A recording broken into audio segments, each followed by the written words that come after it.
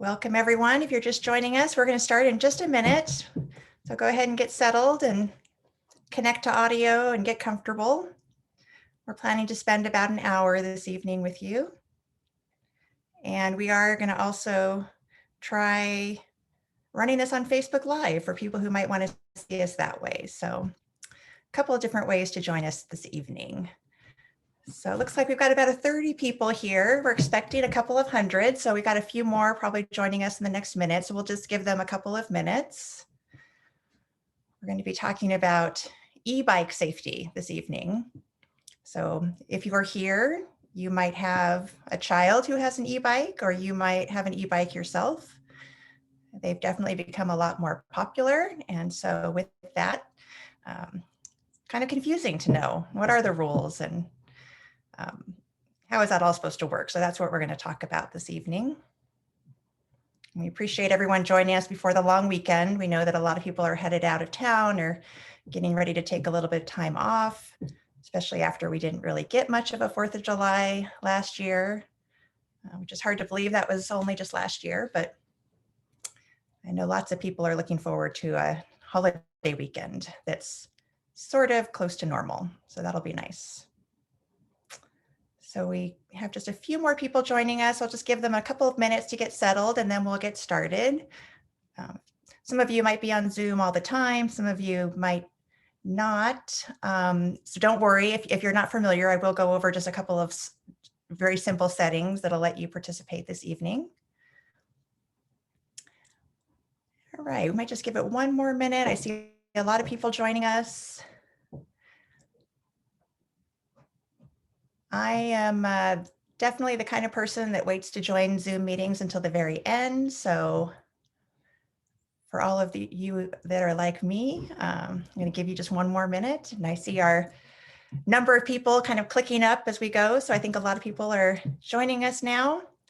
If you're just joining us, just get comfortable. Go ahead and get your audio all connected. And you can see us, but don't worry, we can't see you. So no need to turn on your cameras. We will have a way for you to ask questions using the question feature. Oh, we already have some questions. All right, I'm gonna look at that while we're waiting. All right. Someone wants to know how many people are joining us. So yes, I will let you know. We've got 55, 56. It's kind of ticking up every minute here. We had about 200 register, but I also know that it's right before a long weekend. So sometimes not everyone makes it, and that's okay. We will be recording this so that people can watch it afterwards. You might choose to watch it with your young e-bike rider. That might be a good idea too, but that's up to you. Okay, well, let's go ahead and get started. And we still have quite a few people joining, but they'll just catch up as they go. So welcome everyone, and thank you so much for coming this evening. I know it's right before a long weekend, but we really wanted to have this chance to get some of this information out because it is going to be quite a busy weekend on the roads, and just in general, e-bikes are hot topic in Carlsbad. So my name is Christina Ray. I'm the communication director for the city, which means, among other things, I host meetings like this, and I'm joined by some friends from our police department who are experts on e-bikes, and they're going to be filling you in on some of the issues that we've seen and some of the things that you might need to know as parents. So we'll welcome them in just a minute. So I think it's understandable. E-bikes are not that new, but it does seem like they've all of a sudden become a lot more popular. That's definitely what I've noticed when I live here in Carlsbad as well. You definitely see them all over, and you see a lot of younger riders. And so, I think it's understandable that it's a new thing and people don't necessarily know all the rules, and there could be some confusion. So thank you for joining us, and thank you for taking this time to learn a little bit about e-bikes and how you can help your kids be safe. Let's see. So we often say in public safety, when I first started working at the city, they said public safety is a team sport. That was like a thing that they say. And I'm looking at my colleagues. I think they still say that. Yes, they still say that. And basically what that means is that we can do everything on our end to try to keep you safe, but the community is never really going to be safe until our residents and community members kind of help us out. So really tonight, I think we're asking for your help. And before I get into the meat of the meeting, I know some of you probably have had more Zoom calls than you ever thought you would in a lifetime. There's probably other of you who maybe this is your first time. So just to kind of familiarize yourselves with how this is going to work, I see some of you are calling in by phone. And so you'll be able to hear the conversation. You won't be able to see the slides. But I want you to know if you are calling in by phone, we will save time at the end, and I'll tell you how to take yourself off mute if you want to ask questions. But for those of you who are on a computer, on a tablet, on a phone, if you take a look down, there should be a toolbar toward the bottom of your screen. And so if you look at that toolbar, you'll see a Q&A button. And I know some of you have already seen it because I see that some of you are already asking questions. So that's great. So just take a look for that so you can be able to ask questions once we go over our presentation. And I'm going to go ahead and just share my screen for a minute so I can show you the phone number of the person we have on hand who will help out with any technical glitches that you might have. That does happen from time to time. So this is the number. And for those of you who are calling in, I'm just going to say it out loud in case you want to jot it down. It's 760-579-3396. So 760-579-3396. That's the phone number of my colleague at the city named Bree. You can text her or you can call her if you're having any kind of technical problems, and she'll try to help you out. So I mentioned the question feature. So let's maybe just give that a try if you could, and go ahead and maybe ask me a question about the format, or you can ask me what time are we going to end, or how many people are here, anything that comes to mind if you want to have just a little practice with that Q&A module.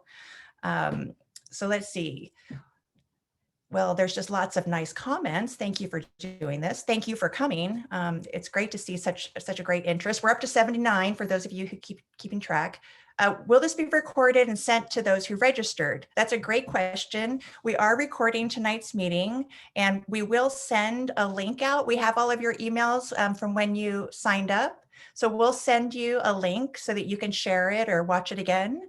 And then we'll also have a link on our website too. So there'll be a few different ways to get the recording.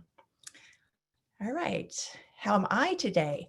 Thank you for asking. I am great and very much looking forward to the long weekend. All right, great. So that's the Q&A feature. I think you have already mastered that. And so let's see here. Now we're going to go to a poll. This is just to kind of give us a sense of who's with us tonight. I'm going to ask Bree if you wouldn't mind just launching the poll. Again, for those of you on the phone, you probably won't see this, but for those of you on a device, we're just curious, of the people who ride e-bikes in your household, how old are they? And if you have more than one, you can answer more than one time. I will give a disclaimer, a lot of questions about, is there a minimum age? So don't worry. If your answer is under 12, that's not necessarily illegal.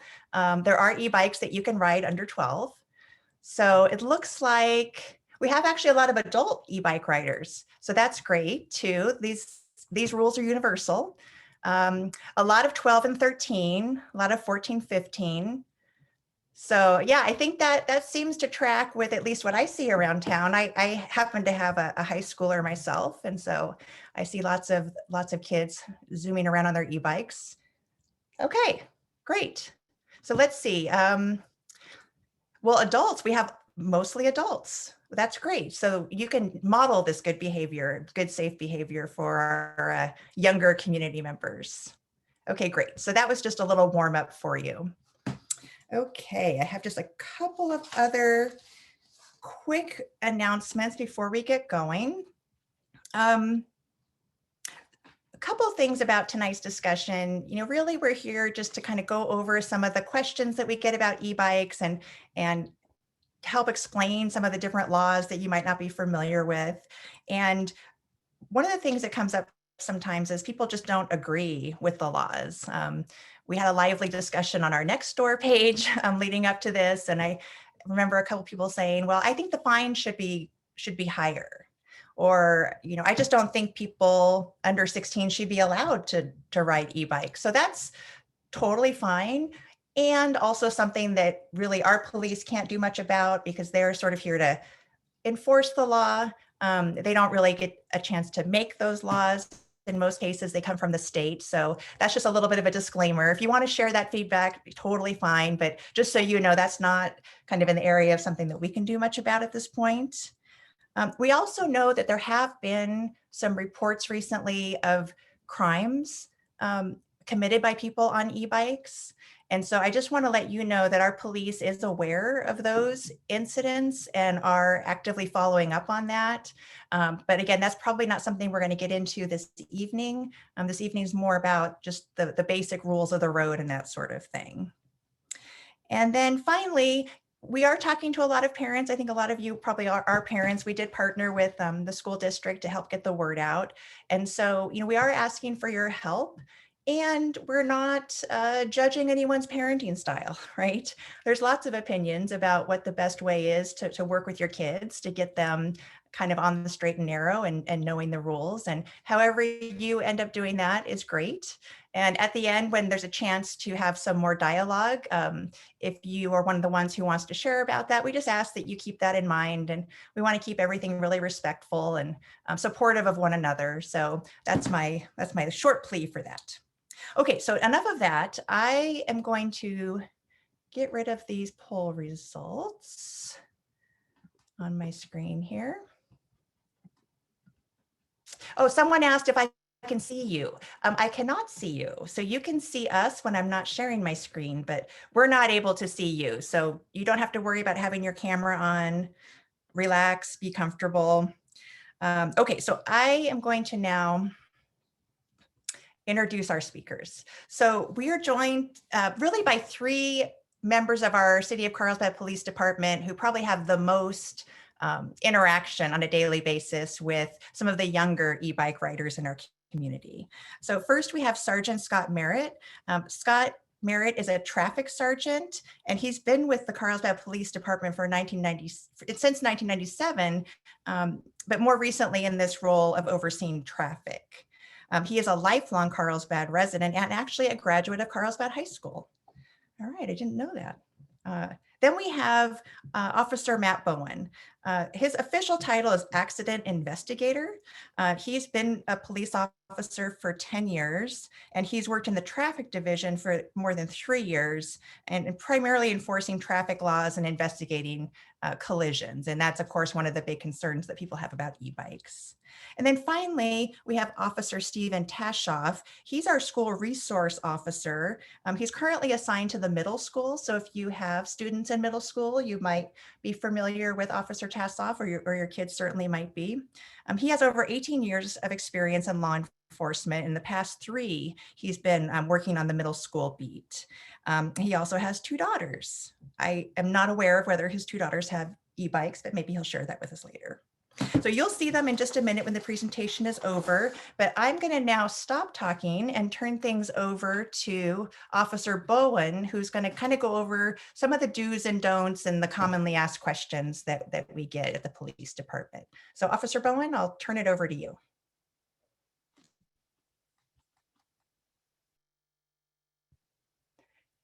And if you're talking, I'm not hearing you quite yet. That better? Yes, yes. All right. Sorry about that. Again, thank you, Christina. My name is Officer Matt Bowen. I'm with the Carlsbad Police Department. Hopefully appreciate everyone taking the time this afternoon to attend this, and we're hoping from the police department that you're able to take at least something from this to help kind of make your enjoyment of the e-bikes a little bit safer. I'm going to kind of start this off with a little bit of some stats that I'm sure a lot of people are not familiar with, and things that we are familiar with because we're dealing with them on a daily basis. So for those of you who are on, you can see Christina's PowerPoint here. This stat right here on what you're seeing goes back the last 18 months. This shows that we as a police department, and this is just for Carlsbad, have responded to a total of 99 collisions involving a bicycle. This does not count any collisions involving two vehicles or anything of that nature. This is specifically the last 18 months, how many collisions we have been to that involve strictly a bicycle involved in it. One of the alarming things of this number is, if you see to the left there, is the bikes at fault is 72 of those 99. That's alarming to us as a police department, and we think that this educational webinar, hopefully we can reduce a lot of that with the cooperation from the parents and those of you who are using the e-bikes. We like to use the education portion from our position to help try and resolve some of these issues. Obviously, we have other tools when it comes down to enforcement, which we are currently using and plan on eventually using more of if we can't correct some of that behavior. So kind of a good number just to take into consideration over the 18 months. That's averaging a little about 5 to 6 per month that we are going to. These involve anything from minor injuries to severe trauma, which we do not want to be seeing. So take that number seriously and just think about that through the rest of this presentation. Going further, a lot of the reasons where I think we're seeing this uptick in the collisions is obviously due to the COVID that's been going on. We saw a lot of people were stuck at home. They wanted to get out, ride some bicycles, kind of enjoy the outdoors, not be stuck at home. The e-bikes have become very popular with the younger kids, which is totally understandable because it gives you a little more freedom to be able to travel a little further distance, enjoy some of the amenities that the city has to offer. Unfortunately, with that, e-bikes also provide easier time to go faster. Most of the people that are just riding normal bikes, you'll see average speeds of anywhere from 9 to 10 miles an hour that are just the casual riders. As you will see, a lot of these e-bikes can travel up to 20 miles an hour with little to no effort put into them. Anytime you start increasing that speed, you increase the chances of collisions. You have less time to react to things. It's more difficult for vehicles and people to see you when you're moving faster. Part of that as well is the younger riders that are riding these bikes often are, as you saw in the polls, are under 16 years old, and a lot of them do not have driver's license. That's starting to become an issue because they don't understand the rules of the road. And that is the main contributing factor to why we see a lot of these collisions is they're riding, they're basically violating some of the laws that put them at risk. And we will get into more of those details a little bit later on in the presentation. Officer Bone, I just saw a quick question, and I actually had this question earlier when we talked to the statistics that you were showing. Were those e-bikes only, or all bicycles, including e-bikes? That is a combination of e-bikes and regular bikes. It's important to understand that the cause of those collisions, whether on e-bike or regular bikes, what we're going to cover here just it kind of encompasses both. As I mentioned, the e-bikes do add an additional risk factor over a normal bike because of the speeds that we just discussed.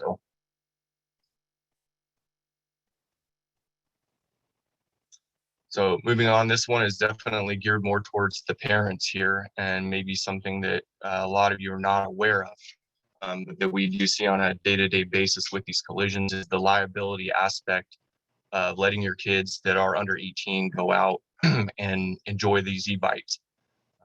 Majority of car insurance or vehicle insurance are not covering your children that are out there on an e-bike. I have heard rumors that some of them do. If you call, they will add it to there, but for the most part, it's not covered. So as parents, when your kid is out there riding around, you saw the statistics of how many of these collisions the bicyclist is found at fault. If that is found in an accident that your child is involved in, that does carry some civil liability on your part for any injuries or damage to any vehicles or other people that are involved. So definitely something to keep in mind when we finish this presentation and trying to come up with a little bit, applying some of these ideas and making it safer. So our goal as the police department, obviously the number one goal is for everybody's safety. We encourage people to enjoy these e-bikes, get out, as I mentioned before, and get a ride in, go to the beach, skate parks, whatever it may be. We want to see that. What we want to see too is the safety aspect of it, and people get home safe, both your children and everyone else that's on the roadway. So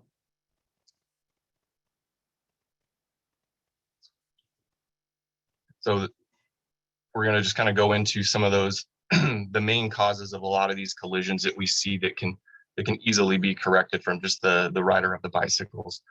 Obviously, first and foremost is the safety aspect. A majority of all bicycle injuries that we see where there is a severe injury or trauma is usually to the head. It is a law that any kids under the age of 18 must have a helmet on.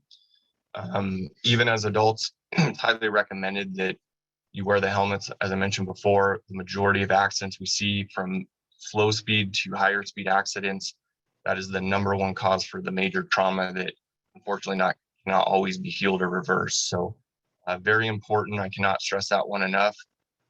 Is really get on the kids and make sure that they're wearing those helmets and they are completely fastened and buckled. Again, it is a violation if you are under 18 to be riding around without them. This is probably the biggest one. Is a lot of people are unaware that a bicycle is considered a vehicle per the California vehicle codes. All major moving violations that can apply to a vehicle also apply to bicycles. So all of those rules also need to be followed if you're on a bike or a vehicle. And we're going to touch base on probably the main ones that stick out, that like I said, what we see in a lot of these collisions. First and foremost is the direction of travel and location on the roadway that people are riding their bikes. We have bike lanes that are designated for bikes and should be utilized as much as possible. One of the most important things when utilizing the bike lanes is you need to travel in the same direction as people. This is a very common occurrence that we see, that people will ride in the bike lane and think that that's okay, going against opposing traffic. This is probably one of the most common collision factors that we see, because vehicles that are on the roadway are not expecting bicyclists to be traveling in the wrong direction. Just as if you were driving a car, you don't expect somebody to be coming the opposite direction on the roadway. So very important to utilize those bike lanes, stay as close to the right-hand side of the road as possible, and always ride your bike in the same direction as the vehicles around you. I understand that there are some roadways where there is no designated bicycle lane. In these cases, it's important just to stay as close to the right-hand edge of the roadway as possible. It is a municipal code violation to ride any bicycles on the sidewalk. So highly recommend do not ride the bicycles on the sidewalk where it is designated for pedestrians. Some of the other things that go with that, we can go back real quick, Christina. Thank you. Is the biggest one here, the traffic signals and stop signs. As I mentioned before, a bicycle is considered a vehicle on a roadway and has to adhere to all the same laws as a vehicle. So if you can't run a red light in your car or truck, you can't do it on your bicycle. You have to come to the complete stop at a red and wait for that green light before you proceed through those intersections. This goes same for stop signs. You need to come to a complete stop prior to going to any type of intersection. One of the most common things we get asked, though, is people understand they have to ride in the bike lane. They get to a four-way intersection controlled by traffic signals. And how do they make a left-hand turn? So a couple different options that we see or is legal to do. One is if it is safe to do so, you can move over lanes into the designated left-hand turn lane for the vehicles and utilize that just as if you were a vehicle to make that left-hand turn. Another option is if you pull up to the intersection, you can always dismount the bike and utilize the crosswalks to get to the other side of the intersection where you need to be. This one is important, a crosswalk is designated for pedestrians, not bicycles. It is against the law to ride your bicycle in a crosswalk. However, if you get off the bike and you are pushing it, you are considered a pedestrian and you can lawfully walk it through any crosswalk. Also, with especially down Carlsbad Boulevard, where most people want to ride next to the beach, have a lot of marked crosswalks, and those crosswalks need to, the laws with those crosswalks also apply to the bicycles. So if you are traveling down and you see the lights illuminate to where a pedestrian is trying to cross that crosswalk, you also need to come to a complete stop as if you were a vehicle and let the pedestrian and cross safely before you proceed through the crosswalks. So going to touch real quick. I think I saw some of the questions in the Q&A already about some of the different classifications of e-bikes. There are 3 classifications. They should be marked on all e-bikes. It is a standard that all manufacturers of e-bikes have to have that on the e-bikes. Class 1, I'm going to touch base on really quickly. Class 1 e-bike is essentially a bike that will travel no more than 20 miles per hour. It is pedal assisted, meaning that the electric motor will assist you while you're pedaling and has no throttle on it. A class 2 e-bike is also max speed of 20 miles per hour, but this bike will have some type of throttle or lever that you can use to solely accelerate the bike and not have to pedal at all. Both of these bikes, there is no age limit or minimum age to ride these. Again, if we're under 18, gotta have the helmet on. Class 3 e-bikes, these have the ability to go upwards of 28 miles per hour. This class 3 e-bike, you do have to be at least 16 years or older to ride them. Another thing with a class 3 e-bike for adults is it is law that no matter what your age is, you have to have a helmet on if you are operating them. This is where the 18 years of age does not apply. So everybody on a class 3 e-bike has to have a helmet. I kind of touched base on this one earlier. It is a Carlsbad municipal code law, and this includes e-bikes as well, that bicycles cannot be ridden on the sidewalks. The sidewalks are designated for pedestrians, and that's where they are supposed to walk. So we don't want to create any hazards with the bicycles moving at a higher rate of speed on a sidewalk where we have a lot of pedestrians. So.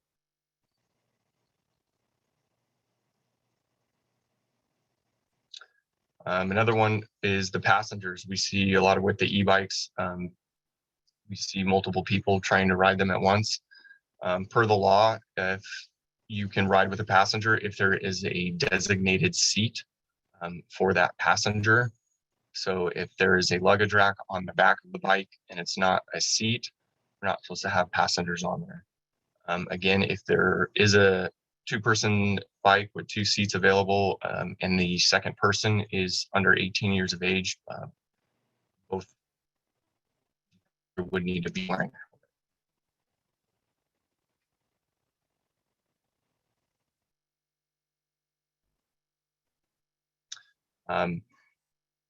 As far as equipment goes for the bikes, a lot of this is when you are riding a bike out with vehicles is the limited visibility because you are on a bike. It is very difficult for vehicles sometimes to see you, and that is sometimes a cause of a collision. So trying to keep visibility, it's always good if you can wear rider clothes, things that stand out a little bit more for vehicles to see you. When it comes to darkness and you are riding e-bikes at night, it is a law that you have to have a forward facing white light that can be seen from at least 300 feet away, and also a red rear reflector or light, and that needs to be seen from at least 500 feet away. One of my recommendations is to utilize those lights even during the day, especially if they flash or are very bright. Anything you can do to bring more attention to yourself on the roadway definitely helps eliminate a lot of the chances of being involved in a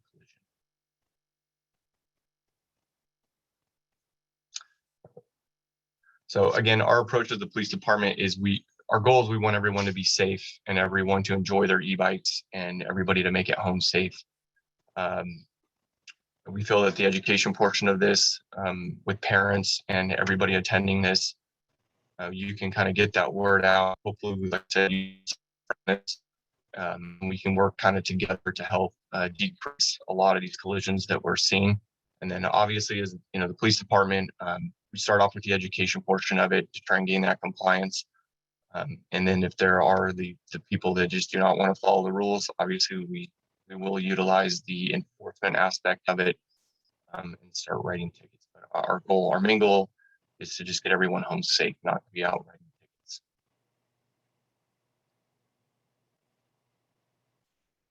Thank you, Christina.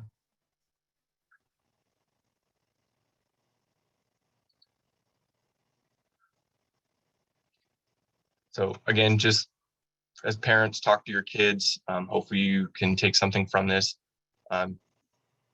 Educate them, make sure that they're following all those rules to limit the chances of them being involved in any type of accident.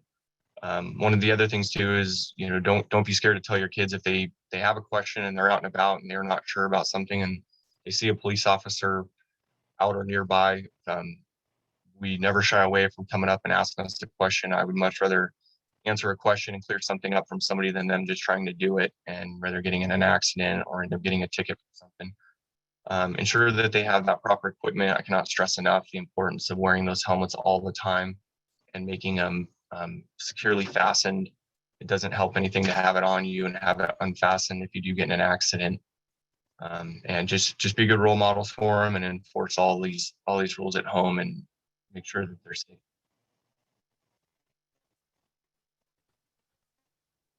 Okay, thanks so much, Officer Bowen. I'm going to stop sharing so that everyone can see you.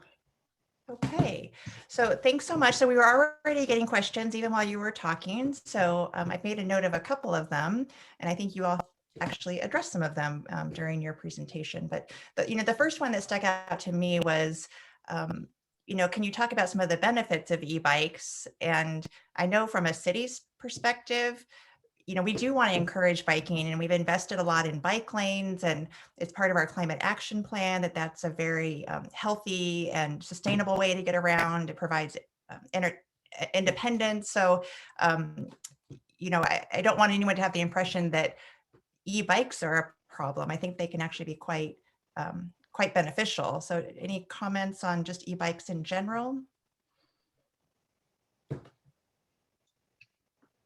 If one of my partners want to take that one.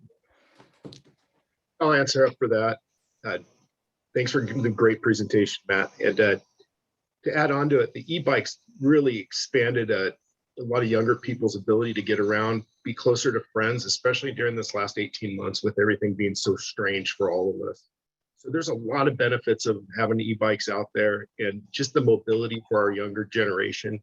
And for people like me who own an e-bike myself, it's so much nicer to ride an e-bike because I can actually get up that hill. So I'm full support of the e-bikes, and I think they're a great thing for our community, and it just adds to one of the other things that makes Carlsbad so special is the ability to have all these great bike paths and have different people use them who usually wouldn't get out there without an e-bike. Yeah. Thanks for the person who asked that. So I do see a question about helmets, and I hear this a lot. Maybe they would have their helmet on, but it's not really being worn correctly, or it's way back on their head. If you see that, is that something you can issue a citation for, or what do you do if you notice that? I think I'll take that one. If I see it on them and it's not fastened and laid back, I think you mentioned that. I mean, yes, if I see them, I will stop them. I mean, I could go as far as giving them a citation, but I think in that sense, it should just be a conversation, and we can discuss why it's not safe and expand from there. I can ask them, well, what is their perspective and knowledge of what the rules of the road are. So that's how I think I would approach that. But certainly I would stop and have a conversation about the safety aspects of wearing it. Definitely. Okay, thanks. So I'm seeing a couple of questions about sidewalks. One was, what do I just occasionally want to go on the sidewalk? And then another one is, I just feel more comfortable if my 12-year-old is on a sidewalk and not on the street. So could you just clarify, is it ever allowed to ride on the sidewalk, or does it always have to be in the street? I think I'll take that one as well, because for the last 2 weeks, I've been out there and just trying to engage and make sure that kids are staying safe. And I have stopped kids that were stopped themselves on the sidewalk. And I'm using that as a chance for us to engage and again, just have a dialogue about what is safe and what is not safe. If there's a bike lane, they definitely should use that bike lane. And trust me, I do get it. There is a sense, and it's valid, that it's safer for a young child to be on the sidewalk, but that's not what the law states. And there's a lot more foot traffic when you're trying to also share that sidewalk with a motorized bike. I mean, there's a lot of speed and they're heavier. And kids at the 13 and 14-year age range, they might not be able to handle that weight as well as they could if it was like a BMX bike, let's just say. So I would really suggest let's just all be safe and just talk with our kids about stay within the confines of those white lanes when there is an established bike lane, which is best for us all. I think that's how I would answer that. Okay, so basically the answer is no, right? Yeah, don't ride on the sidewalks. That makes sense. E-bikes are very heavy. I will attest to that. I was surprised when I tried to lift one once. So another question about insurance. Bicycles are, I guess, considered vehicles. Do you have to have insurance to ride an e-bike? Is there insurance for e-bikes, or how does that work? You definitely do not have to have insurance to be riding an e-bike. As I mentioned before, I personally have not talked to any insurance companies that I can 100% say that provide that. I have heard rumors of it, that if you do call your insurance company, as I mentioned before, it's a liability issue, and they will cover it, but it's not a requirement by California vehicle codes to have insurance to be riding one. Okay, great. And then I see a few questions still about age. I think we had said in our presentation that most of the bikes that we see around are class 1 and class 2, and those are the ones where there's not a minimum age, but class 3 is 16 and older. Is that right? That's correct. Yeah, and you can look somewhere on your e-bike and it should say what kind of bike it is. Okay. So when you're in the road, someone's asking, what do you do if the light just doesn't change? Do we have lights in Carlsbad that change because they see a car and they wouldn't see a bike, or how do you handle that? Yeah, this is a very common question we do get. With the police department, I ride a motorcycle, and that even happens to motorcycles sometimes. So I understand that. As I mentioned in the PowerPoint, that there are two different options when you do get to an intersection. If you are trying to make a left-hand turn, you can utilize that left-hand turn lane. But another option that I usually recommend, especially for the kids, is, as I mentioned before, is to dismount your bike and utilize the crosswalk like a pedestrian and use the buttons, and then that will cycle very quickly and you can get across, and it's actually a little bit safer than having to cross over traffic lanes and do it through the turn lane. So my recommendation would be that if you're having issues with certain lights or anything not changing, so utilize that crosswalk. Okay, great. Let's see, another question about, do you have to be the owner of the bike that you're riding? Is that ever an issue? You don't necessarily carry registration with you, right? No, it's just like any other bicycle. You don't have to have either registered owner or own it. If you're borrowing one from a friend, that's not an issue at all. Okay, so we're going to turn the tables now because we talked about bikes on sidewalks, but then someone's also asking, sometimes there's runners in the bike lane. And so if you come upon a runner, you know, how do you handle that if they're in the middle of the bike lane and you're on a bike? Some people are concerned that it might cause you to like swerve out into traffic, or what should someone do if that happens? Well, that's something definitely we address as a traffic unit too. Is it is just as it is illegal for a bicycle to be on the sidewalk, it is illegal for a pedestrian to be in the roadway, and a bike lane would be considered the roadway. So obviously, if you run into those type of issues, you do your best to get around them as safely as possible. We do our best to address those issues as well through education and enforcement, to try to keep everybody in their designated lanes, so to speak, to make it safe for everyone. So it is okay for, if you are a bicyclist and you are traveling in the bike lane, there are times where it is appropriate to move out of the bike lane and into traffic lane if need be, to pass slower vehicles, or if there is debris or something of that nature in the bike lane, that is lawful. So if you do have to use the lane of travel to do that, that is okay. So just do your best to try and get around them. Like I said, we are aware of that, and we are addressing those issues as well. Okay, great. Thanks for that. Someone's asking a question about hand signals. Are they required to like signal right turn, left turn, and what are those hand signals? I'm putting you on the spot now. I forget. Officer Tashoff. Yeah, sure. I'll talk about it. So I feel like those hand signals have gone to the wayside. I am not even convinced if folks inside a car know what those signs mean. And myself, I tend to I point. I'm going that way, I'm going to point this way. So I think as long as there's the kids are being proactive in trying to engage with the vehicle nearby to let them know what their plans are, that's the best means. So if you want to add on, Matt.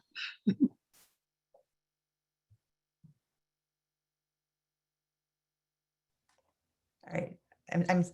I'm seeing your nonverbal is saying, no, you do not need to add on to that question. Am I reading you correctly? Okay. I'm a communication expert, so I just want to make sure. All right. Let's see. So someone also said that bells on bikes can be helpful. That might be in the case if you're coming up upon someone, they would maybe know you are behind them. Let's see. Okay, this is like e-bike adjacent, but it's not specifically about e-bikes, but I do think it might be a common question, you know, related to runners, walkers, if there's no sidewalk and they're walking on the shoulder, are you supposed to walk against traffic? Is there a law to walk against traffic? Is that a best practice, or is that not really something that you've seen any data on, whether it's like more or less safe to go? Again, this is not the e-bike, this is the walking and maybe walking on the shoulder. As far as pedestrians go, it's not a law that requires you that you have to walk with the flow of traffic if you're a pedestrian. And that is going to be totally up to whoever's walking, whatever you feel safest with. You know, I can understand both sides of it. When you're walking against traffic, you can see the vehicles coming at you. If you're walking with it, it's kind of the same thing as the bicycle. They're expecting everyone to go in the same direction. So, but to answer the short question, it is not illegal to walk against traffic. Okay, nor is there like an official best to do this or best to do that, it sounds like. I've heard that myself. I don't know. I think I tend to walk against traffic, but okay, I'm looking, let's see. Okay, so just another question to kind of, can you just clarify what to do with the crosswalk? If you're on a bike, can you ride through it, or do you have to get off and push the button and be just like as if you were a walker? Yeah, so just to clarify a little more on that. So to utilize the crosswalk, you have to be considered a pedestrian. Mm-hmm. A crosswalk is designated specifically to pedestrians, which means whether walking, running, or something of that nature. So if you're riding the bicycle, technically it's illegal to ride a bicycle through a crosswalk that's designated for pedestrians. I mentioned before, you think of the bicycle as a vehicle, you wouldn't drive your vehicle through that So if you come up to an intersection and you're in the bike lane and you need to make a left-hand turn or something of that nature, it is totally lawful for you to get off the bike, push the bike over, push the button, and walk across the crosswalk, walking the bike. That is legal to do. Because once you dismount the bike and you're walking it, you are considered a pedestrian. Okay, And if I can yes, add please. at what I've seen oftentimes is that they'll dismount 1 foot and push themselves across the crosswalk, and that you have to completely dismount your bike and use both feet and push your bike across. You can't just kind of just use 1 foot and push yourself across. That's not Okay. wanted to So, add that. yeah, got to fully commit to getting off the bike. Okay. So I also see a question. So let's say you have a young person who is riding around town. What advice do I give my child if they do get in some kind of collision with an adult, a car? What should they do? You know, I think for drivers, you're taught, well, you exchange insurance information, but what should you do if that happens, or what advice would you give to your young rider if they happen to get into some kind of collision or trouble? Like, should they call the police, or when should they call the police, or yeah, what should they do? I can answer that. We are always here for you. We're a 24/7 department and we are full service. So if you ever have any kind of collision, or there's some confusion that you don't know what to do or what steps to take, call us on our non-emergency number. If someone's injured, call 911. We're here for you. We'll come out there and we'll find that reasonable solution, and we'll make sure the incident is documented properly through the professionals in my traffic division. So can you maybe just let everyone know what that non-emergency number is? I think a lot of people don't know about that, but I always try to remind people that that is something that they can do, because I think some people, if it's not an emergency, they feel like awkward calling 911. Yeah, our non-emergency, I mean, we can almost find a solution to any problem you have, and it doesn't have to be traffic related or even police related. We are we're the extension of the city in the middle of the night. We're the employees always here. But if you ever have a question, or if you ever need clarification, guidance, help, call our non-emergency number. And if you want to write it down, you can, or we can just post it in the notes, but it's 760-931-2197. And we can put that in the notes for everybody to have. And again, we respond to everything because we want to be that full service department that's here for the community and the visitors of the city of Carlsbad. Yeah, so I would definitely recommend that everyone put that in their cell phones, and even have your kids put it in their cell phones, and we'll send it out after to the group so that you have it handy. But I do find that a lot, and I hear that from some of our other officers, that people see things and they might complain about it on Nextdoor or what have you, but then they don't call us. So I think we want people to report what they're seeing, right? You can't be everywhere and you're not going to see everything, but maybe talk a little bit about how do you decide like what areas you're patrolling, and like when you have your meeting in the morning or whatever it is, you do to figure out sort of where you're going to be that day. How do those decisions get made? From a patrol deployment, we have numerous officers working 24/7, and we do have briefing times, and officers are assigned to certain districts. Like right now, Matt has he's the traffic officer, so he handles traffic incidents. That's his specialty. Officer Tashaw, he deals with the schools, so he's patrolling those schools. But we also have officers that are patrolling certain blocks of the city of Carlsbad that's divided into 8 different beats. And there's multiple officers between those beats and relief officers in between. So there's an overlap of officers to cover those areas where, like, Officer Tashaw's on a bicycle all summer.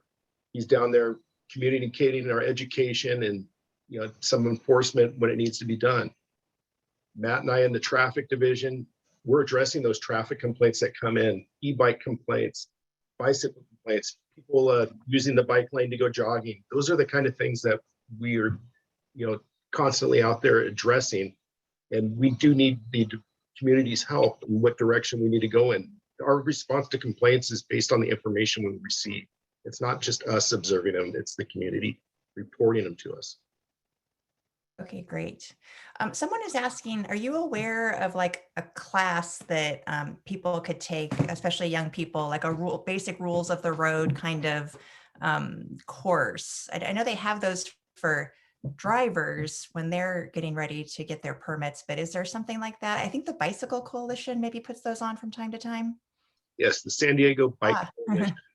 okay. They've actually been a real big supporter of us at the police department. They provided us literature that we do hand out in the field, and we reference their materials quite often because it's really user-friendly information that's easy to relate to kids, to adults. So the San Diego Bike Coalition is a great resource that I highly recommend. Okay, great. Let's see. So if a car is parked in, oh, and I just want to we do have several people who are calling in. I'm looking at the time. So we'll take a couple more questions and then I'll invite the people who are calling to take themselves off mute if they also had questions that we haven't covered. But if a car is parked in the bike lane, you know, can you switch to the regular lane of traffic? Yeah, I touched base on this one earlier. If you have an incident like that where a car is blocking the bike lane, you can go into the lane of travel to get around it, do that safely.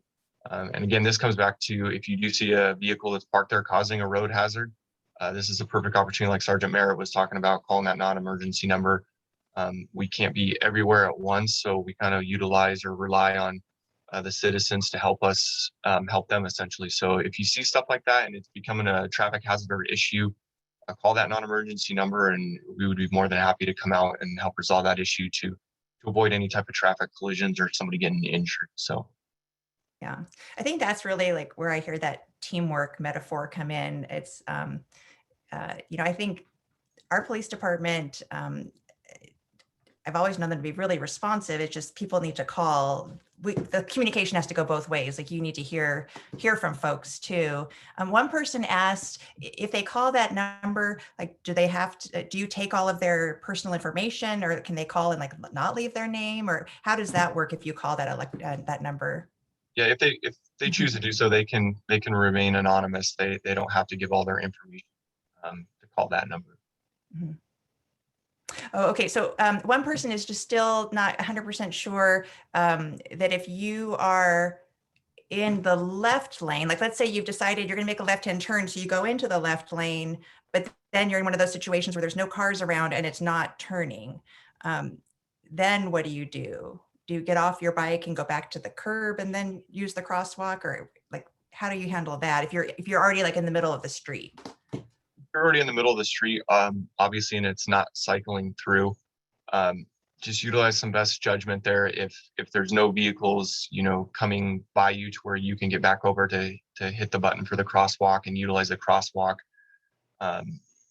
that's probably your best case scenario. Just to stay as safe as possible. Don't really recommend going against a red light and running it. Just put yourself at a lot of risk of being involved in a collision. So. Okay, great. I see a plug for the Bicycle Coalition. Someone said that she and her son took a class there and thought it was great, highly recommend it. So that's a great tip.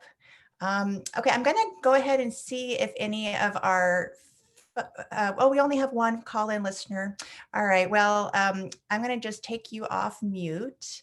And if you just, dial *6 if you want to ask a question. No pressure. You're the only caller. I'm just going to give you a minute in case you wanted to ask a question. And if you don't, that's okay too. Okay. I'm talking to the person whose last 4 digits are 4240.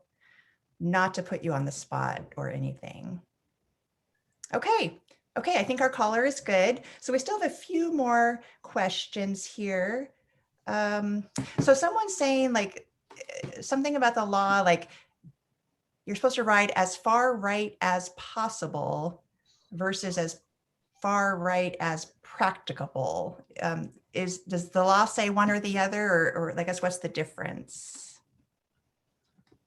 Not 100% sure on the difference of that, but you are supposed to ride as close to the right-hand edge of the roadway as possible. As I mentioned before, there's obviously going to be some things that are going to come up to where that might not be feasible. We've seen stuff where it could just be, there could be debris in the bike lane that if you run over could cause a flat tire and you need to move over, go around that. Some of the other applications could be, you see a lot of the sharrows or the where the bikes are supposed to share lanes with the vehicles. And these kind of the same thing. You want to stay as close to the right-hand edge as you can safely. We kind of mentioned too, like there's a parked car or something like that. Obviously, slow down, check, make sure there's no traffic coming before you merge over into the lane of travel with vehicles. And then once it's safe to do so, get back over to as far right of the roadway as possible or back into a bike lane. So if you read the vehicle code section, there are actual basically sections that say that there are times where it is okay to exit that bike lane if you need to do so. Okay, great.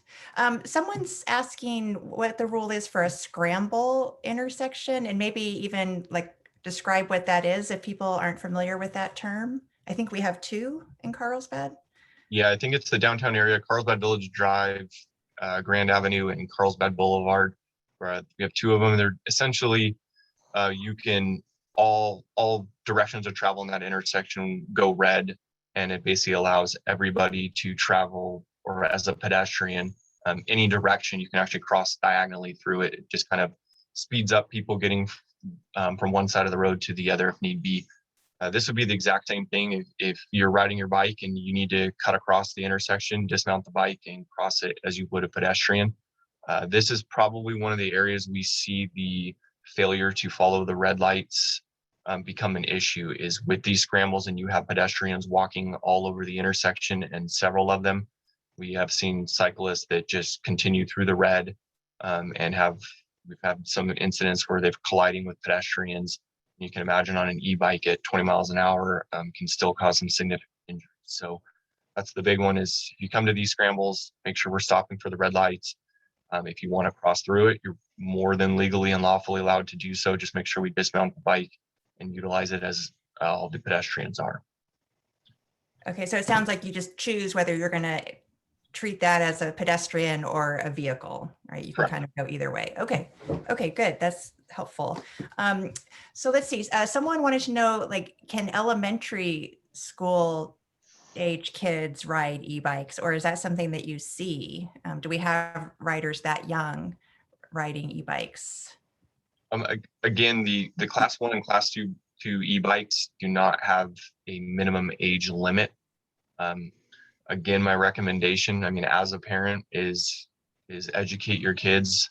If you are going to let them utilize them to get to school or something of that nature, maybe even just take them out and find a safe path and ride it a few times with them and show them which areas of the roads they should be in, how to cross things. Again, the biggest thing I think we see is just a lack of education and understanding the rules of the road is what causes a lot of these accidents. So but yeah, no age limit for, I haven't seen personally a lot of that, but you can do that. Okay, great. And then I'm going to ask my colleague Bree if she could remove the mute feature, just in case any of you just would rather ask a question verbally. That's totally fine too. As she does that, you should see a raise hand kind of icon right next to the Q&A icon. So if you want to do that, that's great. We do have a few more minutes. While you're looking at that, so I do see a question here, and we have heard this at the city a lot, just a concern about homeless people. Maybe someone might be appearing to like live in their car, or there might be an area of town where there's RVs, and just concerned about safety of kids riding their bikes through those areas. And so I do know that we have a homeless outreach team as part of the police department, and actually just had a number of meetings about some of our plans to help reduce homelessness, knowing that it's like one of the most pressing issues I think in our community right now. So any comments on that? I can definitely share the homeless outreach team's contact information. I would think we would probably just ask them to follow up if they see that sort of thing going on, but any just maybe just general safety tips if kids are able to maybe go farther from home, what should they do if they get into an area for whatever reason, they might just feel a little unsafe. I'll take the first part of that. Use your common sense. If you feel that something isn't right, avoid that area. And that goes for any city, not just Carlsbad. It's the surrounding cities and wherever you may travel in life. Use your common sense. And if you're out and about, go around with friends. I mean, if you travel in numbers, there's the redundancy, there's the safety, there's always someone around you. And if something does happen, utilize your phone and call us. We are here for you. But I would say, just be aware of your surroundings, just like anywhere else. We're watching for cars when we're riding our bikes. Watch out for something that makes you feel uncomfortable and avoid that area or go somewhere else. And again, we are here for you. So if you have something that is just so not right or something that you see, call us at the police department. We're here to be out there for you, and we can address those issues as they come up. Yeah, I think that's great advice. Let's see. So, okay, we do have one person who would like to speak. So I'm going to ask Tammy to take yourself off mute, and let's see if we can hear from Tammy. Hello, can you hear me? Hello. Yes. Okay, my question goes to the e-bikes or even the pedal bikes. If they're doing something illegal, do they get a citation? And if they do, how much is the citation? And how many times do they get cited? That's Thank you. a great question. I hear that question a lot. So I can take this one. So like I said earlier in the PowerPoint, we try to utilize several different tools to gain that compliance to keep everybody safe. Obviously, the education portion of it, which we're doing today. And then obviously sometimes that doesn't work with certain people, and we have to move on to the enforcement portion, which results in citations. I would say every stop, and I think Officer Cashoff can agree with this, is different. There's sometimes where you make a stop that it might be something illegal, but the violation is not very egregious and maybe doesn't necessarily call for a citation, but it's more of an education opportunity to inform them that what they're doing is illegal and putting themselves at risk. Then obviously there's the ones that it is an egregious violation and the appropriate action is taken and they are given a citation. As far as the citation fines go, we are not, the Carlsbad Police Department are not the ones that determine the fines for any California Vehicle Code sections. That is based up to the court and the court's discretion once that citation goes to the court. I can say that citations can vary from $25 to $500 depending on that violation. And that is up to the court as far as it's going to be applied to that violation. Obviously, if they're repeat customers and they continue that behavior, we take the appropriate action and we will continue to cite them. And like I said before, the citation is just a way to get that compliance because we want everybody to be safe. We want everyone to enjoy these e-bikes. It's not a deterrent that we don't want people riding those e-bikes. We just want everyone to be safe. That is the main message that we want to get through to everybody.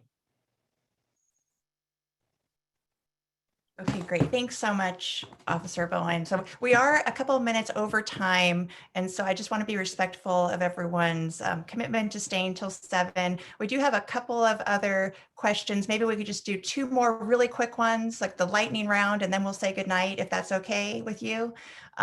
So one is something that I feel like I hear from my friends a lot, and I think I've even seen it. What do you do about, like, there's big groups of kids, like 11 or 12 kids all on e-bikes, all kind of going down the middle of the street. It just feels really chaotic. How should someone, I guess, what do you do if you see that? What do you look for? Is that illegal? If you think they're being unsafe, what do you do? I'll take that. And again, our spirit is compliance through education, and at least the last thing we want to do is write citations for bikes, especially the youngsters out there just trying to enjoy the day. But there is a point where their actions do make our roadways unsafe, and it makes it dangerous for not only pedestrians, but other users of the roadway and vehicles. So if you do see something like that, don't be afraid to call us. But as a responsible driver, you're just going to have to give them that room that they're taking up in that moment. So you don't have to worry about being involved in some kind of collision with someone who's probably under 16, doesn't know the rules of the roadway because of their lack of driver's training that they haven't had. And you're just going to have to use your best judgment and common sense. It's going to be on the users of the roadway to make those decisions that, hey, they're kids on bikes. We have to give them room, even though they're being, let's say, ridiculous and hogging up the roadway and not riding properly. Okay, great. So I take it back. That was not a super easy question, but I know it was a really common question. So thanks for addressing that. This one I think is easy. Can you pass someone in a bike lane? If you are on a bike and you come up on their bike, can you pass them? Is that Of allowed? course. Yeah, I can take that one. That is allowed. That is actually written in the vehicle code section that if you're utilizing the bike lane and you're coming up on a slower rider, it is lawful and legal to, when safe to do so, enter the lanes of traffic to get around them. And then, as I mentioned before, when safe to do so, get back and merge back into that bike lane and utilize that bike. Okay, great. Okay, someone has asked, a couple people have asked, like, what's the safest e-bike brand? We probably don't know, or I don't think we have an answer for that probably, right? Do we? I don't think there's a safest e-bike brand, but we do have several retailers in town that sell high quality e-bikes. I suggest going to one of our local vendors in the downtown village area and talking to them. They have the best idea of what's out there, and they would be able to pick the right size bike for you and give you a great recommendation. Okay, great. All right. Well, thank you so much. I know that you weren't all even on shift this evening, but gave up a little bit of time because I know this topic's really important to you. It's something that you see every day. And in some cases, you're the ones who respond to the scene when something goes wrong. And I know that makes a big impact on you as well, not to mention the families, obviously. So I think, to end with what Officer Bowen said, safety is the most important thing. And that's really what we're asking for, a little help from the parents out there to just help a little bit with some of these safety messages, maybe a little bit of education about the rules where there might be some lack of clarity, and make it so that we can really take advantage of e-bikes, because they can be a really great thing. And they've just become an area where we've just gotten a lot of questions and concerns. And so again, thanks for taking the time. I hope everyone has a great long weekend with your newfound sense of safety on your e-bikes. And we will send out a little something tomorrow with some links to some of the things we've talked about. And at that time, if you had questions that didn't get answered, just email us back and we'll make sure we get you those answers. So with that, I will, at 7:06, not too bad, say good night and thank you so much for joining us. And my friends at the police department, thanks so much. You did a great job explaining everything. And I think this was really useful. So good night and thanks for coming.